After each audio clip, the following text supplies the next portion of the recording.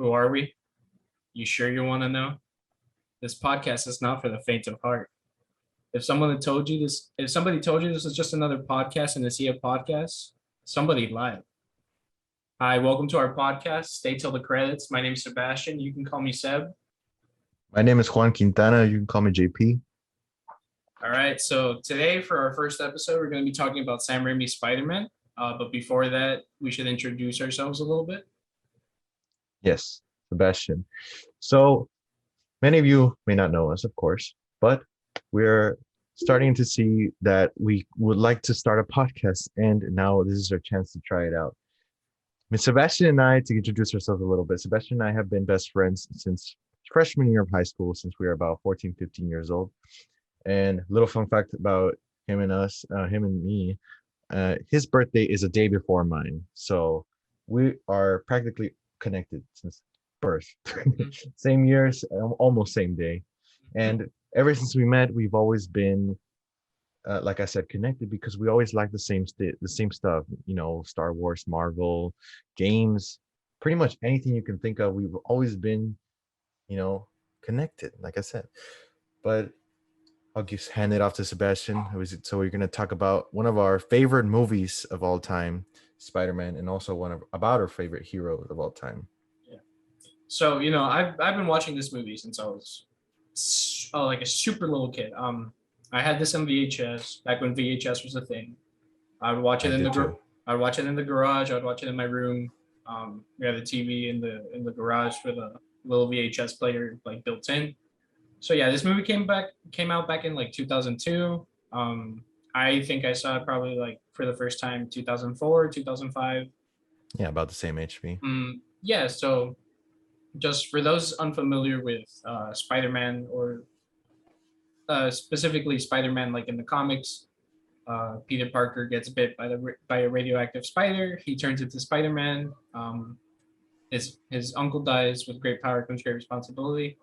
So that's famous what happened. Quote that we all know. That's what happens in this movie too. It's an origin story, probably one of the better superhero origin stories, maybe even the best in my opinion. For right now, let's talk a little bit about the plot. So we opened up the movie. Peter Parker's kind of a loser. He's chasing after the bus. Um, Everybody's making fun of him in the bus. Even the bus driver's making fun of him. They're going to his school's going to a field trip. I forget exactly where it is, but they cover some interesting stuff in the field trip. And in that field trip, he gets bit by not a radioactive spider, but by a genetically engineered super spider. And so what are your thoughts on that? What are your thoughts on the difference between a radioactive spider versus a genetically engineered super spider? Yeah. The first talking point of the podcast, the little differences here and there, the genetically engineered, I don't think it's such a big deal. We know the difference between a radioactive and a genetically engineered spider. I think a radioactive would probably be too difficult to, start. I don't know how to film it, I guess. I don't know. It would start like in a power plant or something. I don't really understand, but I understand why they would go with a genetically engineered. I think it's much more easy. I mean, there is a lot of science involved in the movie and in the Spider-Man universe. I mean, we know that Peter is a very smart kid, and also, it has to do a lot with his best friend's father, Norman Osborn, because he is also some kind of a scientist at Oscorp. And they do a lot of experience there. So I understand why they would go with that way. But yeah, I think it's not a big deal. Right. Yeah. Think? And I think it works, especially because I think they took inspiration more from Ultimate Spider-Man comics rather than the original, like Stan Lee, Steve Ditko comics. And in the Ultimate universe, the spider was created by Oscorp. I think I'm not 100% sure because I haven't read that comic in a while.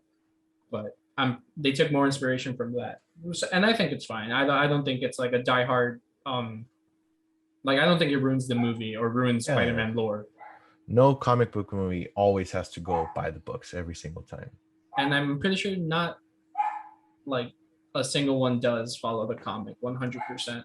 Yeah, and sometimes it works, sometimes it doesn't. But for Spider-Man, I think it works perfectly well. Yeah, and so Spider-Man gets bit, right? And he starts feeling really sick, really what's the word? He starts feeling nauseous. He goes back home. He avoids talking to his Uncle Ben and his Aunt May. And then throughout the night, he experiences like some sort of weird, scary fever dream. Um, and I always thought that scene was pretty scary. Um, and I don't know if we mentioned that this movie was directed by Sam Raimi. Um, he used to direct horror, and I think it shows pretty well in this scene and several others that like his roots show, and I think it does a pretty good job. So the same night that Peter gets his powers and goes through this fever dream, his best friend's dad. Uh, so Peter has a friend named Harry Osborn, right, and his dad is Norman Osborn.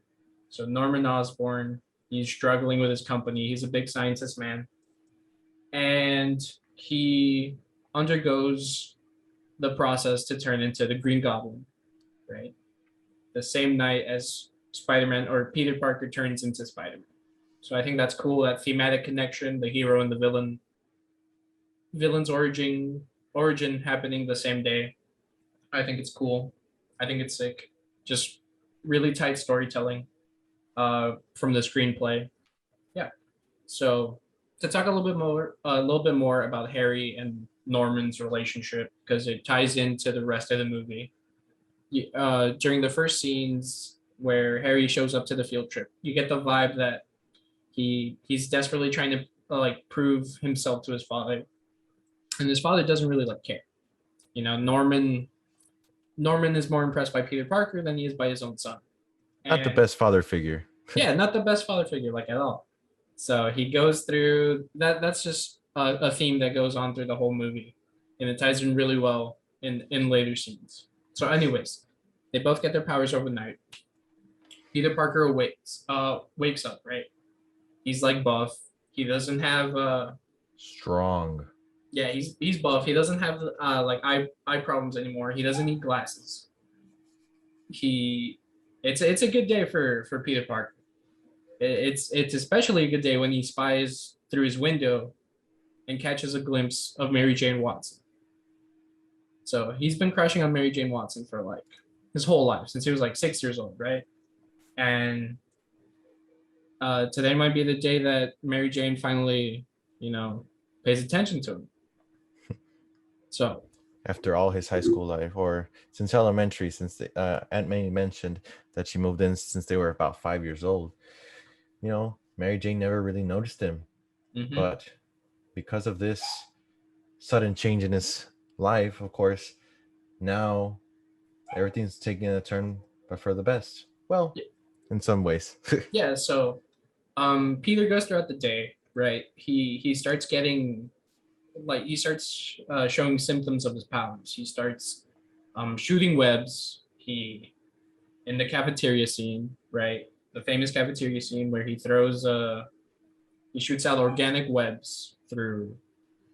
He catches a plate of food. He throws it back, hits Flash Thompson, and that leads to the first fight that Peter Parker gets into with his powers. But I have a question for you, Sebastian. Hmm. Would you want to fight Flash Thompson? I wouldn't want to fight Flash Thompson. I wouldn't want to fight him either. And and Speeder, Speeder. good old Peter. He shows off his first case of spider sense in the cafeteria. Also, he catches Mary Jane Watson. He catches her and her tray because she slips on like some juice or something, and it's very cool. It's a very cool scene. It's done practically, so it took like I don't know how many shots it took. Do you know? 134 takes. It took 134 takes. Wow. So yeah, that's a little something extra that I think this movie didn't have to do, but did it pretty effectively. Which I guess when we finally wrap talking about the movie, I'll go into more detail why I like that particular scene a little bit more. because it ties into something that I have to talk about later. But anyways, yeah, Peter catches her. Mary Jane finally notices, oh, that Peter has beautiful blue eyes, and then Peter goes on to fight Flash Thompson. He shows off some super strength. He beats up Flash Thompson. Everyone thinks Peter Parker's a freak now. So Pete runs away, and that's when he looks at his hand and he realizes that he gets those weird like follicle hair thingies coming out of his hand. And he's One of the things that creeped me out the most of the entire movie. Yep, I hate that. And he starts climbing the wall, and Danny Elfman's score music. By the way, great soundtrack. Yeah, great I love that soundtrack. I love this. It's very iconic. It's actually a trending sound right now on TikTok. In case you're a fan of TikTok. I didn't know it was trending, but that's cool. I love that soundtrack. So yeah, he starts climbing the wall. He gets really excited because what kid wouldn't get excited if he got superpowers, and Exactly. he jumps through the roofs. He tries to web swing afterwards. There's this funny sequence where he goes through various different hand signals or hand signs to try to shoot out the web, and then of course he does the famous, the iconic whip, and he webs fingers. Yeah, he web swings for the first time, and no one notices. By the way, absolutely no one notices. No one notices when he tries to swing, when he's jumping through like on top of buildings. No one notices him like shoot out webs in the cafeteria either. No one noticed it. That's the one thing that I wanted to talk about a little bit, because that's just one of the things that, like, how do you not notice that? Like, or I know there's some things maybe like, oh, maybe the kids in the cafeteria don't know him. We know that Peter Parker is kind of a dork. They probably don't know his name. Yeah, they probably don't know his name. They don't know who he is. Mm-hmm. But of course, when people see that he threw the food tray at Flash Thompson, of course they had to notice him. And he runs out of the cafeteria with the tray still attached to him through his web. Mm-hmm. And every time I watch that scene, I just think, like, those kids, like, maybe months, years after, whenever Spider-Man is actually Spider-Man, how do they not remember, oh, there was a kid in my school that had like a web or a rope, mm-hmm. something coming out of his hand? Yeah. How did they not notice that? I don't know. I guess it's just a little funny detail there. Nobody. But also there, like how you said about the web sling, he literally screams at the top of his lungs, swinging from one building to another, and no one saw that. And then he slams into the billboard, and he gets pretty hurt, and no one questions that either. So moving on from that, after Peter gets his powers or like starts playing around with it, he starts to like negate his responsibilities a bit. He was supposed to help Uncle Ben paint the roof or paint the house, paint the kitchen, something. And he's late for that. He doesn't show up. And then Peter has a talk with MJ, Mary Jane Watson, his crush, and they both finally start to like really like notice each other. Pete's interested in her acting, and MJ finally notices that Peter has always like noticed her specifically because she comes from like a broken home or whatever. Like her parents are always arguing, yelling at each other. But Peter doesn't care about that. Peter cares about Mary Jane, and that's when she first starts to like, whoa, Peter's kind of like always been there for me, right? So, but sadly, MJ is dating Flash Thompson, right? Flash Thompson has a cool car, so that leads Peter to wrestle. He sees an ad on the paper for a car that's like $3,000. And luckily enough, there's an ad for wrestling for $3,000, 3 minutes in the ring, right? So he perfect coincidence. Yeah, the perfect coincidence, right? Right next to each other, basically. And so that leads to Peter designing a superhero costume, which is one of my favorite scenes, because I just love the various amounts of logos and costumes he goes through. And it's what got me into drawing too. I've been drawing ever since, probably. So just to ask you, JP, now that we're talking about costumes, what do you think about Spider-Man's costume? Okay. I would like to start off by saying that I love this costume. It's iconic. Everyone knows it just by looking at it, you know, oh, it's from the first Spider-Man movie. And one thing that stands out the most is that a lot of this movie, like you said before, it's done practically. And this suit gives the feel of the movie that it is a real suit. And just because I'm saying it's a real suit doesn't mean it's not bad or anything. But like, if we use the example of Tom Holland's Spider-Man, and no hate to Tom Holland and no hate to the MCU movies. No, I actually adore Tom Holland as Spider-Man. The only thing that bothers me about his suit is that a lot of his movies are very CGI, and I understand that, you know, some suits like the Iron Spider suit that he uses in Infinity War or Endgame or anything, those of course are very fantastical, very, you know, advanced for our technology current day. But when he uses a normal suit and he goes back to the normal suit, it's still very CGI. It makes it look cartoony. And Mhm. that's why that's something that bothers me a little bit, because it takes me out of the movie a little bit. And I just prefer when a movie uses practical stuff, exactly like the way that Sam Raimi did in this movie with the Spider-Man suit.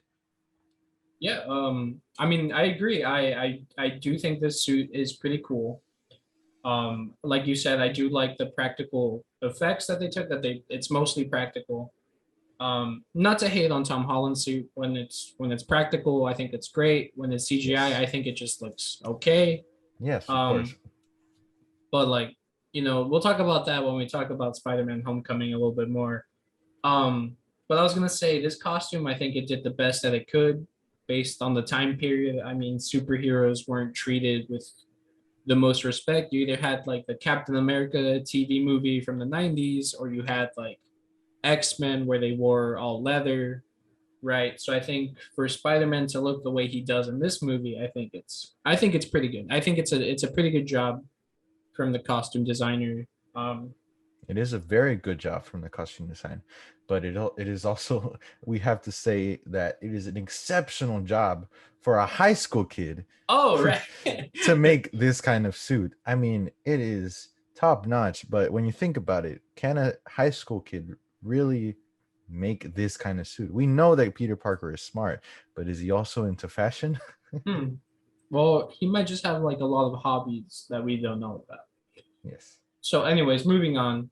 He doesn't make the suit yet, right? He makes a prototype wrestling outfit and he goes to wrestle. But before that, he has a talk with Uncle Ben because Uncle Ben wants to like set him straight. He knows that Peter Parker's not being the most responsible right now, especially after his fight with Flash Thompson. So Uncle Ben says, like, hey, think about the kind of man you want to become. Peter Parker's getting mad at him. He's a teenager. He thinks he has it all figured out, but really he doesn't. He snaps at Uncle Ben. Uncle Ben says like, "Hey, I know I'm not your father, but Peter Parker doesn't listen. He tells Uncle Ben to stop pretending to be, and he leaves it at that. He just leaves, uh, and it's gonna come to bite Peter Parker later on. Yes, exactly. Always respect your elders, sorry. You never know what they can teach us. They've been through more in life than any of us. And, you know, it's always good to listen because you never know what you can learn from them. Yeah, man, and like whatever you're going through, I'm pretty sure there's someone who's gone through something similar, somebody older for you. So like always reach out for help. Um, Exactly. Always. you your uncle or your dad might not have gotten spider powers, but you know it's something that they might be able to help you out with. Anyway, so Peter goes to wrestle, right? And um, he meets a bunch of characters. He meets Octavia Spencer, who's there at like the desk. He calls him like a small fry or like something funny. Um, you meet Bruce Campbell. Bruce Campbell introduces Spider-Man for the first time in this movie because Peter Parker wanted to go by the Human Spider, which is a lame name. Terrible name. Yeah, so Bruce Campbell, Sam Raimi's best friend, he has the honor of calling Spider-Man Spider-Man for the first time. And then Spider-Man comes out in this pretty dorky wrestling uniform, but I really like it. I think it's cool. I think it's a Uh, very cool first costume. You know, all the Spider-Man that we've seen throughout the years, you know, Andrew Garfield and Tom Holland, you know, they all had their first costume. their And homemade costume. and I honestly would say that I think Tobey Maguire is probably the best one and the more realistic one. I think it's more practical than the other two. Because Andrew Garfield's it was just like his Just a red mask. yeah, just a red mask and sunglasses, and Tom Holland's looks like it would be too hot or it would be Yeah, the like sweater. yeah, it'd be really awkward to wear like under your clothes or having to put that on in like a little amount of time, you know. Hmm. Um, so yeah, moving on, he gets into the ring and he wrestles Bonesaw McGraw, right? Bonesaw McGraw. Yeah, he's ready, you know.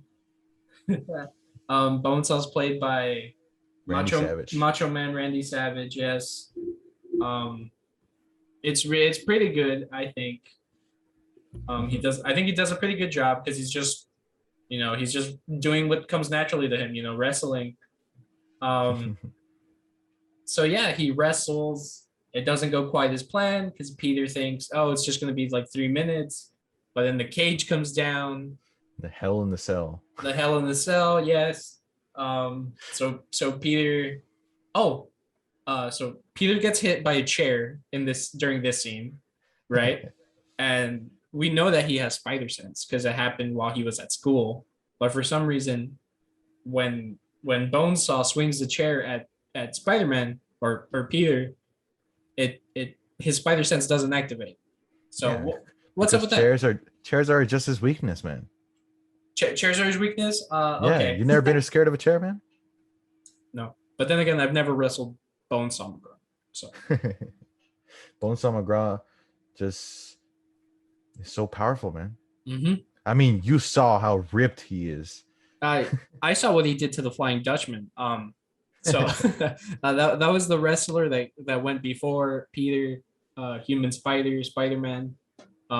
He comes out in a gurney. He's screaming for like his leg. Life.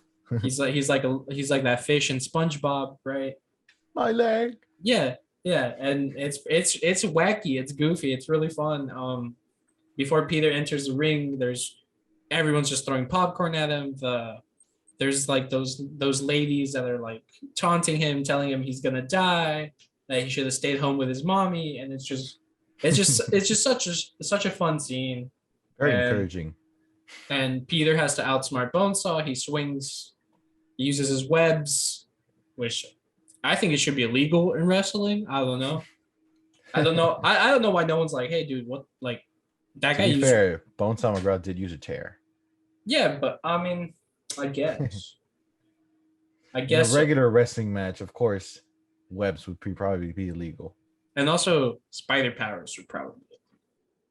I mean, in a wrestling match, Spider-Man, of course, we know how strong he is, and we'll find out more how strong or how strong he is.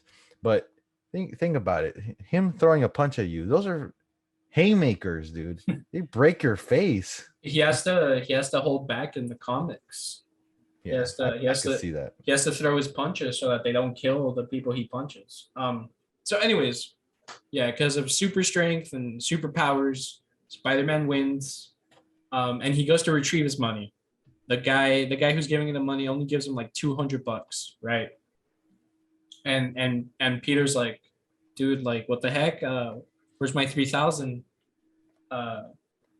The guy, he says like, hey, it was 3,000 for 3 minutes in the ring. You pinned him in two. You're lucky you get $200. Now leave, right? So Pete he walks off. He's mad. He takes the money and leaves. But that's when the guy gets robbed. So another guy comes into the office, points a gun at him, and tells him to stuff a bag full of money, right? So then the guy bolts down the hall. Peter's almost to the elevator. The guy who gave Peter the money like calls out like, "Hey, stop him!" A security guard's also like, "Hey, stop him!" Peter doesn't care, you know. He chooses to let the guy go because he's like, "Oh, well, that's not my problem," you know.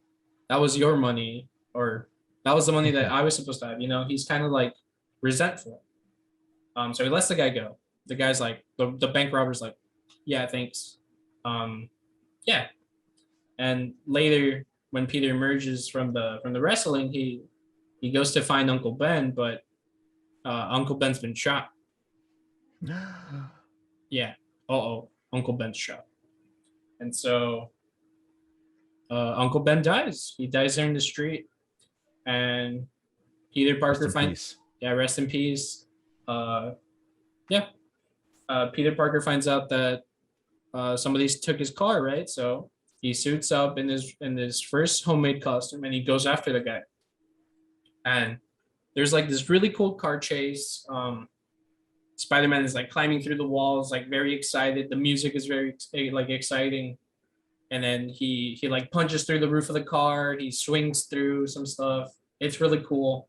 And fun fact that the Uncle Ben's car is actually Sam Raimi's car, which is used in like a bunch of other movies too, like the Evil Dead movies. Yeah, Yeah, it's kind of like the Pizza Planet in all the Pixar movies. yeah, except live action. Live Um, action, of course. so yeah, eventually, the robber ends up in this building. Um, Peter or Spider Man crawls through. He's very creepy. All you see is his shadows and stuff. It's very much like his portrayal in Amazing Fantasy, where he's kind of like more creepy, more spider like. He's hunting his prey, you know. And eventually he corners the guy, and he finds out that this guy who stole Uncle Ben's car, who killed Uncle Ben, is the robber, the one who took the money, the one who Spider-Man Peter Parker let go. And so Pete realizes that this is his fault, you know, because of what happened to Uncle Ben, or because of what I did. This is what happened to Uncle Ben. Uncle Ben died. So Peter now uses that motivation, or he will use that motivation to be a hero, to help people, because he has the responsibility to, because he has the power to. So Exactly. yeah. Um so yeah, Pete after this, Pete graduates. He misses Uncle Ben a lot. Peter and Harry move in together. But meanwhile, Norman Osborn, his company is like having some problems, and they decide to let him go. The board decides to let him go. So they let him go, and Peter is um, Peter is also having some financial troubles. He gets a job at the Daily Bugle, where we meet J. Jonah Jameson. One of my most favorite characters of all time. Yeah, played perfectly by J.K. Simmons. I think it's the best casting probably.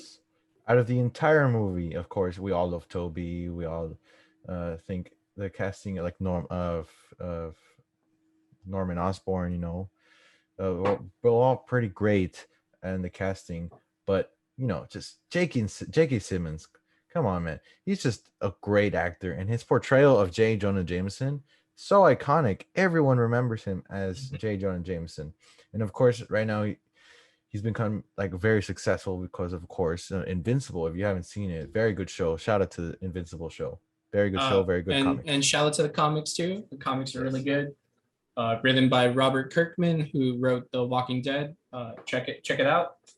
Yes, check it out. But yes, J.K. Simmons as J. Jonah Jameson, probably the best casting of the entire movie. Yeah. So Peter is taking photographs for the Daily Bugle now. He's taking pictures of Spider-Man. He's getting compensated. So Peter has to take photos of this fair, right? It's called the Unity Fair, I think. Everyone's there. Harry Osborn is there. MJ is there, and the board that fired Norman Osborn is there. And Um, this is where Peter first finds out that Harry, his best friend, is dating the girl he's always loved, MJ, right? So there's this funny scene where Peter's looking up at the balcony that they're at, and Harry catches a glimpse of this, and he sees Peter, and it's like super far away, and Peter's just like staring at him like this. It's funny. But then Peter starts noticing something, right? His spider sense starts to tingle, and that's when he notices something is flying through the air through Times Square, I think it is. Even though this movie was not shot in New York, I think it was shot in Chicago. It was Uh, shot in Chicago.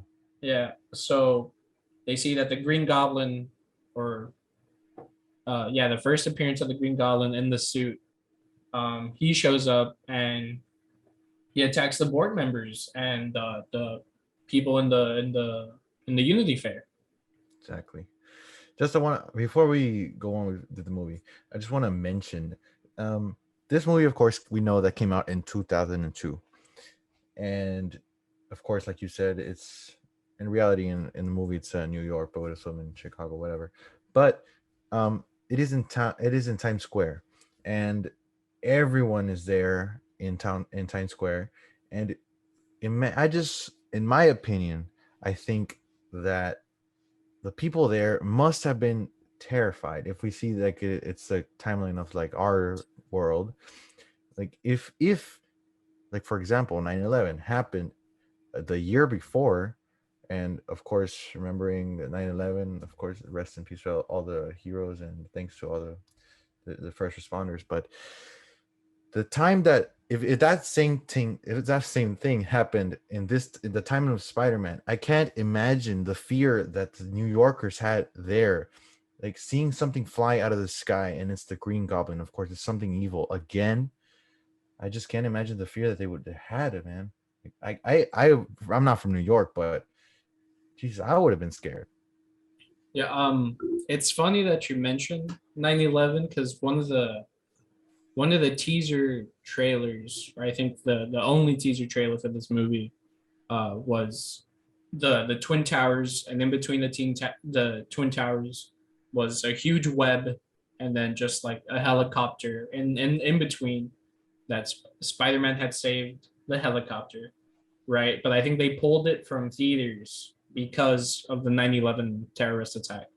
So not so much a fun fact, just like a fact, or I guess trivia. So yeah, Green Goblin shows up, flying through the air. He bombs the balcony with all the board members. Little Um, goofy scene, in my yeah, opinion. yeah. So after he bombs, it just like collapses the balcony a bit. He throws another pumpkin bomb, but this one disintegrates the board members. Only the board members, not Harry or MJ, who are like a couple feet away, right? Only the board members, and it just turns them into skeletons, and it's so funny, and it's so goofy too. Like I said, a lot of this movie is pretty goofy, pretty campy, but I think it It adds. works well. Yeah, I think it adds to the charm of this movie. It's a comic book movie, so I'm expecting like some pretty dumb stuff, right?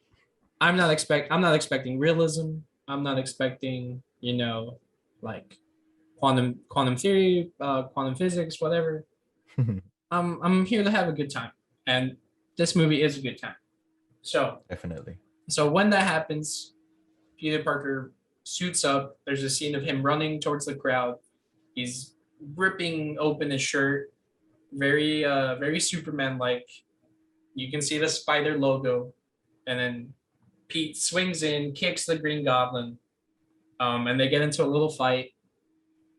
Uh, Spider-Man saves a bunch of civilians, and then he punches through the Green Goblin's glider, and what does he say, JP, when he like flies out? We'll meet again, Spider-Man. Yeah, so he punches through the glider, and it sends it like just flying elsewhere. Green Very Goblin, comic book. He's yeah, Green Goblin doesn't have control of the glider, and he says out something that's very comic booky, very goofy. Like again, like I said, And so then Peter or Spider-Man saves Mary Jane. They have this little conversation, right? It's pretty cute, you know. Mary Jane is like, dude, Spider-Man's kind of hot, you know. So yeah, and then we see that Mary Jane's relationship with Harry is kind of struggling, especially after the encounter with Spider-Man. Um, Norman tries to recruit Spider-Man. He kidnaps him after an attack on the Daily Bugle, which props to J. Jonah Jameson for not snitching out on Peter Parker.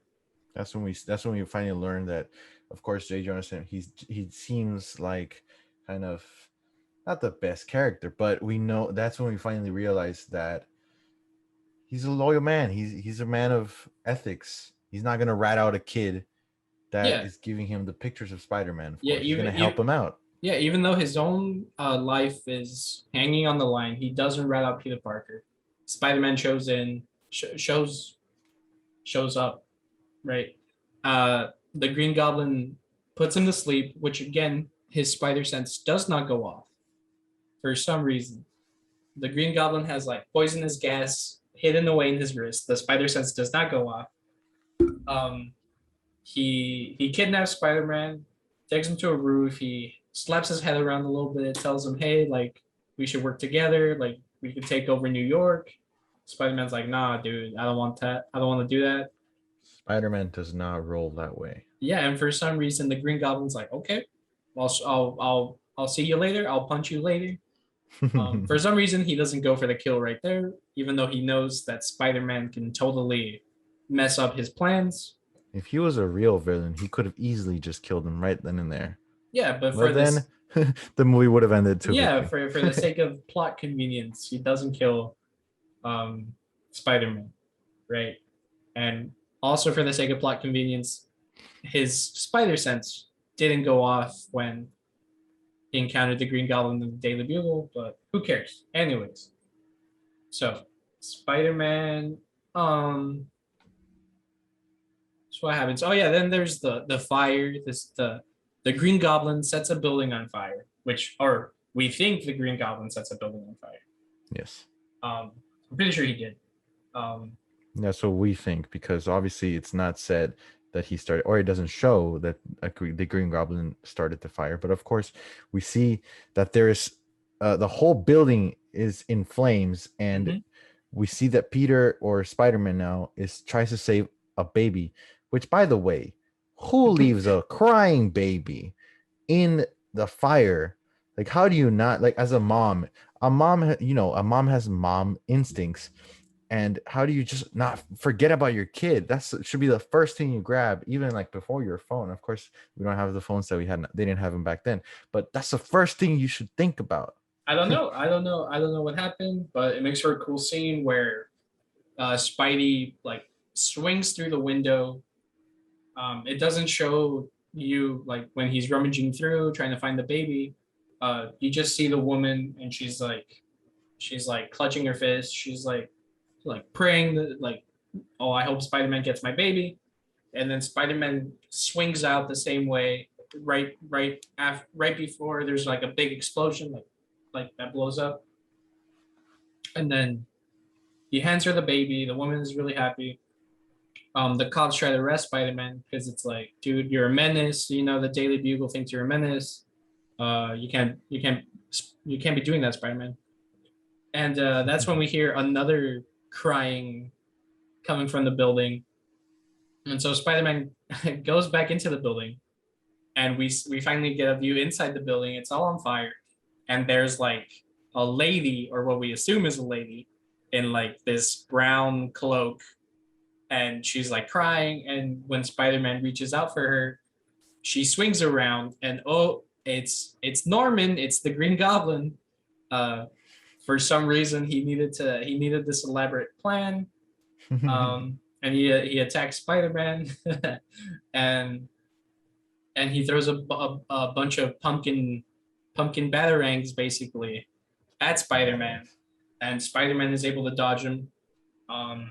Almost completely. Oh yeah, almost completely. One of them slices through his arm, and then the Goblin is gone. Where'd the Goblin go? before we go on, I wanted to ask, how does he imitate a woman's cry perfectly inside the flaming building? Like, how do you do that? He had to have some kind of like a tape recorder or something. But then again, if you have a tape recorder of the scream, you also need a speaker Mhm. for everyone outside the building to hear the woman's cries. I, The it's Norman is just just so smart. no, he's just very good at doing impressions. Yeah, he's a Um, very good impressionist. yeah, have you heard this Owen Wilson? It's pretty good. His Owen Wilson. Yeah, yeah. Let me hear yours. Your Owen No, Wilson. no. Right now. Come on. Wow. I don't know how to do. Wow. Anyways, our terrible impressions aside, um, Norman leaves the burning building. Um, it's Thanksgiving, right? So Norman is going to Peter and Harry's apartment because they're gonna have Thanksgiving there with Aunt May and MJ. Uh, MJ's gonna meet Harry's dad for the first time. It's gonna be cool. In the elevator, Willem Dafoe, Norman Osborn is like all sweaty and weird. It's very funny the way he acts throughout the Thanksgiving scene. He He just st- switched between the Green Goblin and Norman pretty fast. yeah, It's and like it's his kind of, identity. but it's also kind of like he doesn't know like what he should be right now. Is he like should he be Norman or should he be the Green Goblin, or maybe they're one and the same? Who knows? But in this scene, like he like stares at MJ all creepily. He they hear a noise in Peter's bedroom because they don't know Peter's there yet. They all go to check on him. Peter's not there. It's weird. Um, Norman stays behind because he hears like a drop of blood splatter because Peter was in the ceiling and blood falls down and it looks like a glob of ketchup, right? Um, and so then Norman looks up. He doesn't see Peter. He goes to the balcony and he looks all over. It's like, you get the vibe that he's kind of starting to suspect like is it could he be Spider-Man? Which is confirmed while they're having dinner. Once Peter shows up, he had to beat an old lady with a stick for some cranberries, right? While they're saying grace, Norman notices that Peter has a cut on his arm, right? It's bleeding. It's the same arm where Spider-Man got cut with the pumpkin batarang, right? So that's when Norman is like, "Oh, dude, Peter is Spider-Man." And of course, he has to run out. Yeah, Norman leaves. Harry tries to get him to come back. Norman's like, "No, dude, you suck." Um, Harry's like, "Dude, what about my girlfriend, dude? Like I brought her here to meet you." And Norman's like, "Dude, your girlfriend sucks too." Like, She's only in it for the money. yeah, he says like a bunch of mean stuff. Of course, like we said before, Norman probably not the best father figure. Not the best father figure or the best Husband any or figure. anything. Any Yeah. figure. Yeah. So yeah. And Norman leaves. MJ leaves. The night gets ruined, but then Norman has a plan to attack Peter's heart, right? To get Spider-Man's heart.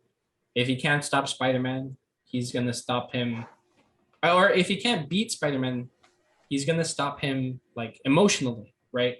So he goes Where it after, hurts. yeah, he goes after Aunt May, right? So while Aunt May is praying her nightly prayer, Green Goblin just bombs the house, just completely throws a pumpkin bomb, destroys Aunt May's room, and it's yeah, it sends Aunt May like in kind of like a spiral. She's like in shock. Um, Peter's like, oh no, he knows who I am. Um, Peter visits Aunt May at the hospital. MJ and him have a talk. MJ's like, so you know Spider-Man, right? What's he like? Peter's like, yeah, he's cool, whatever. But he talks about you. MJ's like, really? What do you say? And then Peter says like the like kind of like Probably the best thing that a man could say to a woman about how yeah he's in love with her. yeah. Just this really nice like melodramatic like monologue about how much he basically loves MJ, and MJ's like, dude, like Peter, like Peter could get a kiss, Peter could get a smooch. Um, and I and mean, they to be hold fair, I would give him a kiss too. they hold hands, and Harry walks in, right? Harry's like, oh, my best friend and my girlfriend holding hands. That's crazy. Even though he took his best friend's crush away from him, right? Um, so yeah, that happens, and then Harry calls Norman, like saying like, "Hey, Dad, you were right. Mary Jane is she's in love with Peter." So that's when Norman gets the idea to attack Mary Jane, or like he kidnaps Mary Jane, um, and he holds a trolley full of children hostage, and he makes Spider-Man choose: save the woman you love or save all the children. And he lets go of both of them at the same time. And Spider-Man, being a superhero, a responsible one, does not go for the children. He doesn't go for the children. His first instinct is to go to MJ, and then he swings back around and catches the children. And while he's holding on to both of them, um, the Green Goblin's like, dude, that's cheating. I said one, right? So he goes in and starts like trying to attack him, and that's when a bunch of New Yorkers like start throwing a bunch of stuff to the Green Goblin. And it's a really funny scene. One guy's like, if you mess with one of us, you mess with all of us. Another guy's like, well, what are you trying to do? Trying to mess with a guy while he's trying to while he's trying to save some kids. Like that's messed up. And yeah, it's just funny. It like I don't know why that scene was there. Oh, you know what? Since we were talking about 9/11, it might be like a It's the response. unity. Yeah, like to People have want to be safe together. They want to be united. yeah, That is like one way to support their local hero, their friendly neighborhood Spider-Man. yeah, especially after my 9/11, especially New Yorkers coming together. That's probably why that scene came, because you mess with one New Yorker, you mess with all of them. So eventually both the trolley full of children and MJ get saved, thanks to the New Yorkers, right? And then Peter and the Green Goblin have this last fight. Is really brutal. Peter gets a pumpkin bomb to the face. The Green Goblin gets like a bunch of bricks to the face. It's tough. I mean, it's a really brutal fight. I think it's a cool fight. Very good Ev- choreographed. yeah. Eventually, the Goblin is pinned to the wall. He's like backing away from Spider-Man. Spider-Man has basically won at this point, but the Green Goblin has one more trick up his sleeve. He pretends to be normal. He goes to Norman. He goes back to the Norman Osborn persona. He's like, "Hey, Peter, wait, stop! It's me. It's Norman." He's like, he has like his whiny voice. Um, he's like, "Please, I was like a father to you." Um, and that's when Spider-Man Peter Parker delivers the line where um, he says, "I had a father, and his name was Ben Parker," right? And it's a really touching moment because it's when Peter goes from being a kid to becoming a man, a Spider-Man, right? He goes And from I want to say that essentially what this movie is about. I mean, some people might say it's a coming of age film. I think it's a movie about growth. yeah, Personal it's growth. about It's very maturity. maturity, of course, Mhm. and it's very important to everyone to at some point. We gotta know what's important in our lives, and we gotta know what's right and what's wrong, of course. And that's what Peter was showing us. Missing his uncle Ben was probably very hard on him. And Right. a lot of us have probably lost someone important in our lives, but it's important for us to not dwell on it, to not be sad about it. We need to know and learn that of course, it was important to us, but it was something that was good for us. And it's the best thing to do is just remember them. Yeah. So he says this. Norman's like, "Godspeed, Spider-Man," because he hits a button on his wrist. The glider comes from behind Spider-Man, comes charging at him. It's gonna stab him in the back, but conveniently, his spider sense works this time, and Spider-Man flips over the glider, and it pierces Norman. But right before it pierces Norman, he lets out a oh, he's surprised that he's gonna die, and so he gets impaled. He tells Peter, dude, don't tell Harry I was the Green Goblin, okay? That's just gonna mess him up, and he dies. And so Spider-Man takes his Norman's body to his house, to the big old mansion, the big old creepy mansion. Um, Harry walks in. Uh, Conveniently, at the same time, Peter drops off the body of his dad. He gets a gun. He's like, "What have you done? What have you done?" And so now Harry resents Spider-Man. He blames him for his father's death, and so now it's Norman Osborn's funeral. Harry's like, "Dude, I swear Spider-Man will pay. I'm gonna get my revenge on him." Peter's like, "Oh crap, what am I gonna do now?" You know, I just, I My just, best friend wants to kill me. yeah, my best friend wants to kill my superhero persona because I fought him and it ended up killing him. So yeah, and at this funeral, MJ finally realizes that she is in love with Peter. Like she's into him 100%, and she tells him like, "Hey, dude, I love him," and she touches him with like the glove is still in his hand. And I want you to think about this for a second. She lives in New York, right? She's probably touching like a bunch of stuff with that glove. She's touching the subway rails. Hundreds of people have touched those subway rails, and she just puts it smack dab on Tobey Maguire's face, and Toby's like, "I'm cool with it. That's fine." I know this movie was pre-pandemic, but if that happened now, would that happen now? Gross. Gross, disgusting. Put some hand sanitizer on Mary Jane Watson. I By the swear. way, get vaccinated, guys. Yeah, get vaccinated. If you don't believe in vaccinations, what's wrong with it? What? Come on. Yeah, Just like, do your research. yeah, man.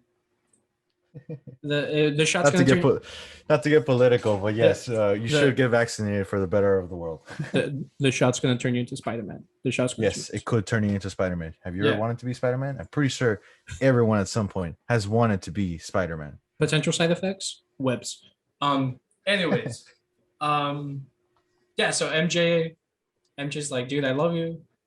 Peter's like, "I love you, but I can only be your friend." And it's like when you hear that from Peter Parker, you're like, "Dude, what the heck? Like, you've been crushing after this girl your whole life, and you're suddenly gonna turn her down? Like, what's up?"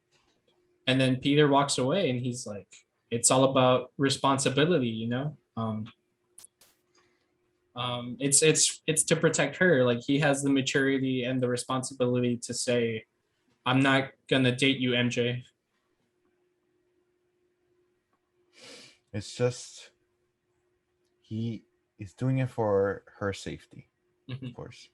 This is how we know, Peter, of course, he loves her. And oh, my dog howling in the background. Anyways, yes, Peter, we know, has loved her since very early on in his life. And it's not because he doesn't love her anymore that he's rejecting her. It's because he actually does love her. And he's doing it for the responsibility of her and her safety. Right. And this is how sweet, Peter Parker is. Right. So that's it. That was the movie, and we're gonna talk a little bit about what we liked. Like I said, I really like the practical effects of everything. Sam Raimi took a very practical approach to this movie, from the costumes, from the stunts to the camera work. Even when Spider-Man swings through one of the final shots, it's the camera, is real. The only thing that's CG is Spider-Man. Um, Another thing I like is the cast and crew. I think Tobey Maguire does a really good job as Spider-Man. He's not the perfect Spider-Man, but I think he's perfect for like this movie. What are your thoughts on Tobey Maguire? Tobey Maguire. Okay. So I'm not gonna try and compare between Andrew Garfield and Tom Holland. because we're focusing on Toby Spider-Man here, and personally, I think he did a wonderful job as Peter. Wonderful job as Spider-Man 2. Pretty much, I mean, a lot of people still prefer him and still think that he is probably the best Spider-Man. And like I said, I don't want to compare them at this moment because we haven't covered the other two Spider-Man. But for the most part, he is probably a really great adaptation of the character. Mm-hmm. And I wanted to point out that I think that Sam Raimi based off his look for Peter off the these 60s comics. And we could see that here. Let me pull up a picture for the ones who are watching on YouTube. And here we have a timer. Here a comic of this is how he wanted. I think how Sam Raimi wanted to Spider-Man to look like, and I think it's a very good choice on his part. But yes, what do you think of Toby's portrayal? Like I said, I think it's good. I think it's probably perfect for these movies, like this trilogy of movies. He gives a very dramatic uh, performance, but he's supposed to be this nerd who's helplessly in love, and I think he does a good job. This movie, like as a whole, just really encapsulates like old school comics. Full of corny dialogue, corny jokes, corny love, writing. So yeah, I think it's good, and the rest of the actors do a good job. Mainly, I think Willem Dafoe does a good job. Um, Harry Since we're Harry. talking, sorry, since we're talking about the casting, I just wanted to talk about the the actors that were almost cast for Peter Parker, and also the actors that were almost cast for the Green Goblin. Because if when we talk about these people, they're all very good choices, and honestly, I could see them in either one of these roles. Mhm. Like for example, Peter was almost going to be three people. I have three people listed here. Well, actually four, but the fourth one's a special one. The first one, Ewan McGregor, Obi-Wan from Star Wars, was almost going to be Peter Parker. And I just think that is just crazy. Like, I mean, and some people may think, oh man, he probably a little too old. But I looked up the ages, and Ewan McGregor and Toby were about the same age, probably a year or two. Toby was 26 when they filmed this movie, and I think Ewan was probably the same or a year older. But think about it; it would have been also a pretty good casting. Yeah, I mean, I think it would have been interesting to see, but if he would have gotten cast, then I don't think he would have come out in Star Wars then, That is true. right? It would have been a very, I think, probably a conflict of schedules because Mhm. they probably came out at the same time. Mhm. The other two from the first three that I was going to say, Leonardo DiCaprio and Jake Gyllenhaal. Mhm. Leonardo DiCaprio was going to be in the 90s because this movie was actually supposed to be or was going planned to come out in the 90s, with the director being James Cameron.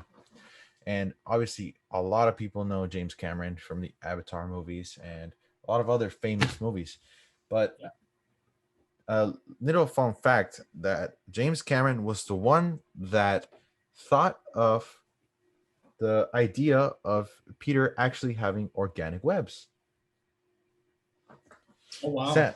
A lot of people thought that Sam Raimi was the one that had the idea for the organic webs, but actually it was James Cameron, and Oh, I guess you could say the idea stuck.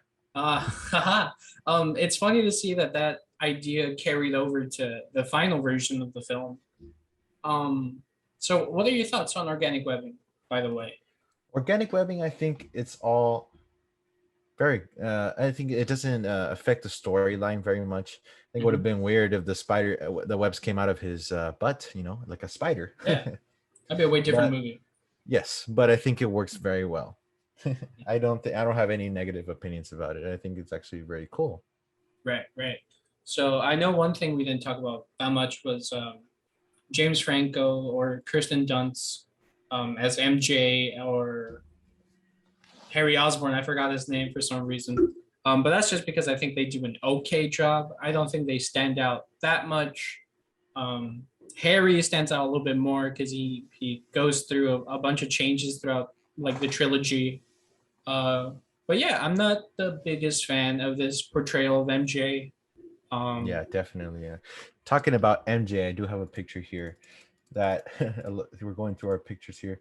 I thought Elizabeth Banks, like I personally, I think she's beautiful, but she's also like a great yeah, actress, also very funny. But I think that she, with the red hair, that I'm looking at her, would also been a good choice for Mary Jane. yeah. But that's just my opinion. Elizabeth Banks plays Betty Brant in this movie. She works for J. Jonah Jameson. And just to talk about all the other background characters, like Ted Raimi plays Hoffman. Sam Raimi's brother plays Hoffman. He's like J. Jonah's assistant, or like an editor or something. He's really funny. Um, and a lot of like the background characters in this movie are also really funny. Like there's that whole montage where just a bunch of them are like saying like they're talking about Spider-Man. One guy's like, "Oh, he shoots ropes out of his hands. He has a thick New York accent." One guy's like, "I don't like him. He's like, it's like this bald guy." Um, there's this like country singer in the subway singing about Spider-Man. There's Lucy Lawless has a cameo in this movie. She was Xena, the warrior princess. She plays a punk rock girl that did more damage to me now, I think, than I care to admit, based off this movie. Um, Yes, definitely. she says that a guy with eight hands sounds pretty hot. Um, and yeah, that just adds a little bit of more charm to this movie. Just if it makes New York feel very lived in, which I think is also very important. Just to because a lot of these movies, superhero movies, they don't really do much in showing you the like the opinion of like the little guy that much, or like you know the bystander. And I think that this movie does a good job. Um, Definitely, definitely. yeah. We move on with the different things that we talked about, Mhm. that we liked. I think one of the things that we need to talk about is the suits of this movie, or this movie, and the other Spider-Man suits. I know I said I didn't compare the portrayals of Spider-Man, but I want to compare the suits this Mhm. time. And just by looking at them, do you have a favorite one? If I have to pick a favorite one, it would Or you probably know what? Make it easier for you. Let me give me a top three out of these 10. okay. A top three out of these 10. I probably have to go The Amazing Spider-Man 2. Amazing I'm not. Spider-Man 2, number I, 5. I'm not going in any particular order. These are just the ones I like, right? So it's probably Amazing Spider-Man 2. I really like the Homecoming one because it looks classic. It has the Steve Ditko eyes, right? And for number 3, or like my third favorite, right? Like I said, no particular order. Um, I would have to say either the Far From Home one or the Tobey Maguire one because I think they're both like on the same level for me. So Jet, oh, so almost that first row is my favorite. Yes. Um, I think in every suit has looked very cool at some point. Yes. Hmm. And in my opinion, the top 3 Spider-Man suits from all the ones that we've seen in the movies, for number 3, I'll say my favorite, but number 3, I think it has to be the symbiote suit. Like I'm not going based off accuracy because it's like of not of course probably not the most accurate suit like to the comics, but it just looks sick. I mean, yeah, you can't go wrong with that. Obviously we'll talk about it more when we talk about Spider-Man 3, Mm-hmm. but this suit has just been amazing. It's always been in the back of my mind being like I would love that suit. Second suit would probably be the Amazing Spider-Man suit from the Amazing Spider-Man 2 suit. The I honestly didn't like the first one very much, but the second one with the big white eyes, I think looks awesome. Mm-hmm. Mm-hmm. And the first suit, my favorite suit out of all of these, I think would probably have to be Tom Holland's suit, the very first one, the Homecoming Mm. one, because it is the bright red, the bright blue, and like you said, the Steve Ditko white eyes that also, in the movie, as we know, they move like Right, and right. Yeah. expresses the emotions. The only thing I don't like about the suit is the spider symbol. It is cool, but I think it would look cooler with another one. But in general, the suit I think is probably the best one, in my opinion. Okay. Yeah. I mean, that's fair. I love all the suits, some less equally than others, but I think they're all pretty valid. Yes, exactly. And I wanted to also talk about the the other costume that that I mentioned that I was gonna mention. Sorry, the Green Goblin. Yeah. Just this is the what we that Sam Raimi had the idea of what the Green Goblin could look like. And for those who are listening, this is one of the you could probably Google it, but this suit is scary. If you thought the original suit is like creepy, this is scary. I honestly would be even more scared. I'm glad that they didn't go with this because I Um. like I know that the Green Goblin is supposed to be scary and evil, but this is just too much. To those listening, the suit that JP's talking about, it's a very practical like rendition of what he looks like in the comics. So he has like big pointy ears. He has a big like pointy nose. He has yellow eyes. It's really creepy. Um, Yes, it's supposed to look like a real goblin. like yeah. I wonder how much it would have changed the movie because that's one thing we haven't talked about is the Green Goblin's actual costume in the movie, like the sort of green armor that he has. He Mhm. has a very goblin-like suit also. So I was wondering, what are your thoughts on that suit? On this suit. Sorry, Yes, scrolling through the pictures to find it, but yes, just this green green. suit. I think it looks awesome. Honestly, it looks very sleek and I think it works well for the movie because if Samurai decided to go with the natural goblin suit, Mhm. I mean, think about it. Does he put that mask on or does he turn into a goblin? No, I'm pretty sure it would be a mask like it is in the comics, but I do agree with you. This one is very sleek. My favorite thing is probably the helmet because I love that the mouth is just like an opening for Norman Osborn's actual mouth. I think Mhm. it's cool. I think it's dorky, but I think it works for this movie. So moving on, what stuff didn't you like about this movie? Okay. One thing I didn't like is stuff that is just kind of like thrown away, like the little details, like, oh, no one noticed that, no one noticed this. I would have liked if they showed, like, oh, that was weird. At least, like, someone noticing that Peter was swinging from one building to the other, or someone heard his scream, or, just small little details like that. There's nothing too big. I love this movie, and there's nothing that big that I didn't like about it. So that's pretty much it. Also, one thing that I know you said it's like it's adds to the charm of it, but um, the teacher in the beginning of the movie Oh yeah.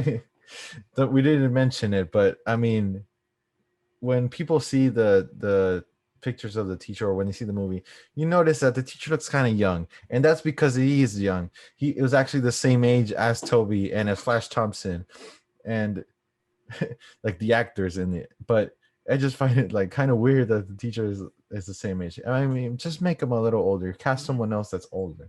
Yeah. But pretty much that's all I didn't like about it. Um, yeah, so like I said before, I didn't like MJ that much. Oh yes, MJ. Or I mean, I think she works fine, but I don't think she's a standout. Neither James Franco or Harry Osborn. Yeah, Um, MJ, in my opinion, is a little annoying in the movie. A little annoying. I like the scenes where she talks to Peter, like when they open up to each other because I like romance. But yeah, honestly, throughout the rest of the movie, I'm like whatever.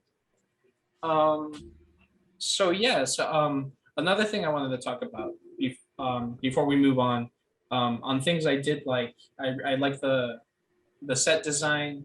Um, Peter's room, it's blue. It has web patterns if you notice it, or if you go into the movie and you try to like look for him, they're there. He has drawings all over the wall, which ties into when he draws the suit. So it doesn't come out of left field where he where he has the ability to draw so well because you see all the drawings throughout his room. And May and Uncle Ben's house, it looks very old school, very cozy, like very tacky, you know, but it's like they're supposed to be like your grandparents. And then in contrast to that, um, Norman Osborn's house is all green. It's kind of gross. He has a bunch of masks all over the place. You know, it's not a home that a kid should grow up in, right? And that's Of course. exactly what Harry grew up in, and that's further ties into like the plot. So it's just that little attention to detail that's pretty cool. The set, the costumes, the directorial decisions that Sam Raimi made, I think, was very good on his part. So moving on, do you have any facts or trivia or theories Yes, that you want to talk about? I know I have mentioned a lot of facts already, but another fact that I thought would have been amazing if it actually happened was that Hugh Jackman was on set of Spider-Man and he was gonna portray Wolverine. And just imagine how the Marvel universe would have started if he actually made it in the scene. But they actually had to cut him out just because they couldn't get his costume. Man, that would have been cool. Um, but at the same time, I think these movies work better standalone. Yes, they do Um, work standalone. but that would have been really cool. An early MCU crossover would be sick. Honestly, we would love that. Um, moving on to a small theory, but not really a theory because it's been confirmed that Bruce Campbell is supposed to be Mysterio. Yes, I have a picture of Bruce Campbell here. So those Where is he? unfamiliar, Bruce Here you Campbell, go. he played Ash in The Evil Dead. He's Sam Raimi's best friend, like I said before. He has a role in all three movies. As you can see in the picture, it's him as the wrestling Announcer. announcer, him as the theater valet or theater like clerk who doesn't let Peter Parker in. And in the third movie, he's the waiter who takes the ring, the engagement ring from Peter. So yeah, it was supposed to be that he was Mysterio. He was supposed to appear in the canceled Spider-Man 4. He was supposed to get arrested by Peter Parker, Spider-Man. But yeah, just a missed opportunity that. Yeah. Spider-Man 4 is a movie that we all probably would have liked to see. Mhm. And Yes. it's just cool that there's another version of Mysterio, not from the MCU. So yeah. You know what? I just remember I did not mention the fourth actor that almost played Spider-Man. Oh, And a lot of people don't know this, oh, but it was actually going to be Michael Jackson. oh! I thought you were talking about Jake Gyllenhaal since we were talking about Mysterio. I did mention Jake Gyllenhaal. I think I did. Oh, okay. But no, but Michael Jackson Mhm, almost bought Marvel because at that time Marvel was going broke. mhm. And Michael Jackson almost bought Marvel just so they could make a movie and he could play Spider-Man. And it just, I don't think it would have worked at all. I'm glad it didn't happen, but it's just crazy the amount of power that Michael Jackson had. Rest in peace. And I love this music, but it would have not worked. Imagine how crazy a movie would be where Spider-Man comes swinging in, right? He moonwalks, he does a bunch of hee-hees, right? And he punches the Green Goblin. He unmasks the Green Goblin, and the Green Goblin is Nicolas Cage, right? Also, almost the Green Because Goblin. Nicolas Cage was almost the Green Goblin. I would pay money to see that movie, or actually, I don't know if I would pay money to see that movie. Probably not. But it would be fun to see. Yes, exactly. And now another fact, some two facts that I have about Toby Maguire. Let me look at the picture I have. Where is it? Oh, his workout routine, right? There you go. With him shirtless. Two facts about him. This is him while he was vegan. He is still vegan. He's been vegan since the 90s.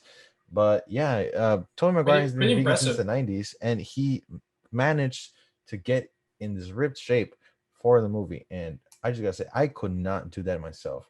I love meat, but Jesus Christ, don't think about it the wrong way. Jesus Christ, like the amount of work that he had to do to get into shape, that's crazy. I've never tried being vegan. The closest I've gotten to being vegan is substituting regular milk with almond milk. But props to Tobey Maguire. You know, props to any vegan out there. I know it's hard to stay dedicated. You know, good job. Yeah, Good if you job. want to get in shape, just follow Tobey Maguire. Or Another fact. Sorry. Oh, what were you gonna say? no, I was just gonna say follow Tobey Maguire or like any other superhero. Exactly. And the other second fact that I was gonna say about Tobey Maguire is that he's never read a comic book in his entire life, which I think is crazy. But Oh, but yeah, I mean, think about it. Just think about it. Like he never read a comic and he turned into to be Spider-Man. Pretty that's I pretty mean that's change. pretty cool. That's pretty cool. Yes. And the last fact that I have written down is that in that slow-mo scene where when Spider-Man finally sees Spider uh Sense. the spider sense for the first time. I'm gonna stop sharing here. Um there's a moment where we see a slow-mo of a fly, and I like to think that that is an Easter egg to Stan Lee, because I remember in an interview, Stan Lee talked about that when he was trying to come up with another character for him for the comics. I remember in his suit, in his room, there was a fly just landing there on the wall, and I like to think that this is a reference to it because he says that uh, he looked at it and he thought, oh, a superhero that sticks to walls and fights crime, that would be a good idea. But flies, flyman, that just doesn't work. So that's when he thought, what other things can stick to walls? Spiders. Spiders. Now that's a good idea. Spider-Man, something that is scary but also, strong. And actually, of course, it's all history from there. That's history. Yeah. Yeah, that's all I have written down. So, with that being said, with that being the last of the theories and trivia, then I guess that's it for this episode. Um, that this has been our first episode. Hopefully, we get to do this more. We plan on covering the rest of the movies. We have a lot of movies planned.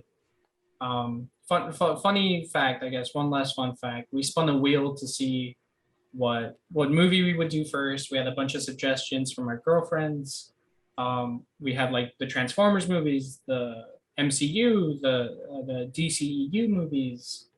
We had some joke ones in there like Shrek or Twilight, right? And when we spun the wheel, we landed on Transformers, and I did not want to talk about Transformers. Nobody wants to Um, talk about Transformers. right? This was Michael Bay's Transformers, not like the old animated ones. So we spun again, and we got Spider-Man, and so here we are. First episode wrapped, and Yes. yeah. Yes. That definitely, I think Spider-Man was probably one a really great choice to start off with. But anytime you guys, and if any guys that are listening want us to discuss about any specific movie, just let us know. Follow all our socials. We have a TikTok, we have an Instagram, we have a Twitter, we have a YouTube. Just let us know. It's not hard to reach us. It's at Stay Till the Credits in all socials except Twitter because it was too long. So in Twitter, it's actually Stay Till Credits, not the credits. But yes, let us know. It's easy to follow us. I want to give a shout out to this TikTok page that I really liked. Some of these facts are from his, so I don't want to steal his credit. His name is Fluffy Duffy. I'm gonna spell it out because it's not the way you think it's spelled. It's Fluffie. He's a guy that is about our age, and I think his speech is always cool. He's always talking about facts about actors and movies, and I just think you should follow him. And I also want to give another shout out to the woman that drew our logo, the Stay to the Credits logo. On the, I'm gonna turn off my Alexa because her name is Alexa Dalton 6 on Twitter. If you want to follow her, support your local artists. And she's also a very great designer. But yes. So yeah, shout out to them. Support your local artists, like JP said. Keep on tuning into the channel. We're gonna try to upload every week. Yeah, and just let us know how you like it. Give us some feedback. What do you think we should do? What do you think we should talk about? ask questions in the comments or wherever you see our podcast. Yes, of course. So yeah, Sorry if it went up a little long. We'll try to make it shorter. yeah, we're gonna So try you to make guys- it short. This is just for the first episode. We were just very excited to talk about Spider-Man, but don't worry, we'll make the next ones a little shorter. Yeah. But thank you so much for tuning in wherever you're listening. We really appreciate it, and give us a follow, give us a subscribe. And remember to stay till the credits, guys. Stay till the credits. So yeah, thank you. Goodbye.